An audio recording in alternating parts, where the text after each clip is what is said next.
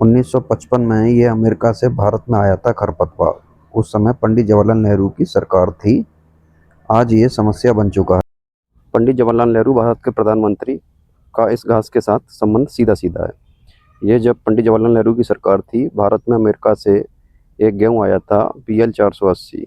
उस समय उस गेहूँ के साथ ये घास जो दिखाई दे रही है, जिसे कांग्रेस घास कहते हैं, या इसको स्थानीय भाषाओं में अन्य भी नाम है, लेकिन इसे कांग्रेस घास प्रचलित या गाजर घास या इसको पार्थेनियम भी बोला जाता है। ये गेहूं के साथ भारत में आया था और आज भारत का सबसे खतरनाक खरपतवार है।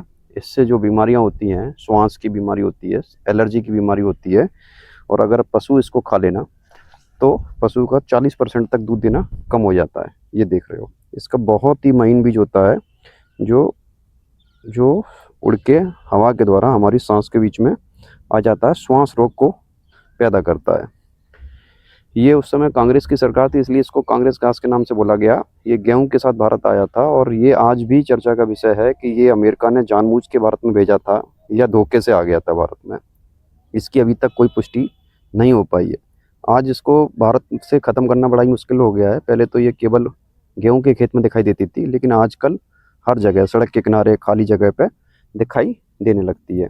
ये भारत के लिए सबसे बड़ी समस्या बन गई है इस खरपतवार को ख़त्म करना। 4 से 5 महीने का, लगभग 6 महीने का इसका जीवन चक्र होता है। ये इसकी पत्तियां हैं इस तरह की, और जैसा इसके गाजर की तरह इसकी पत्तियां दिखाई देती हैं, इसलिए इसे गाजर घास कहते हैं। ये देख रहे हो आप, सारी जगह इसने आसपास की जगह कवर कर रखी है। तो ये फसलों का सबसे बड़ा खरपतवार है और ये विदेशी खरपतवार है। ये भारत का नहीं है, ये विदेशी है। 1955 के आसपास भारत आया था, जो गेहूँ आया था PL 480, उसके साथ अमेरिका से भारत आया था। तो इसको ख़त्म करने के लिए सरकार ने आजकल काफ़ी रिसर्च किया है। उसके बाद एक जाइगोगामा बाइकोलोराटा, एक जैविक बायोलॉजिकल कंट्रोल इसका जो है ढूंढा है। एक कीड़ा है, कीट है, जो इसको खाता है, केवल इसी को, पौधे को खाता है, जिसका नाम जाइगोगामा है।